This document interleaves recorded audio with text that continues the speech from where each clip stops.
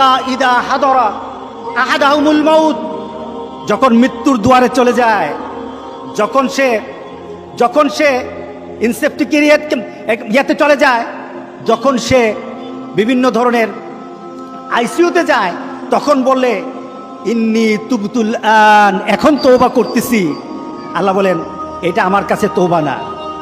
যারা এইভাবে তওবা করে তাদের তওবা আল্লাহ বলেন লাইসাতিত তওবা, এটা তওবা নয়, এই তওবা আমি কবুল করি না।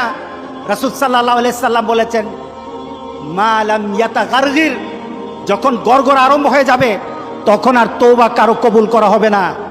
গোটা পৃথিবীর মধ্যে কিন্তু গড়গড়ার পর্যায়ে চলে আসছে।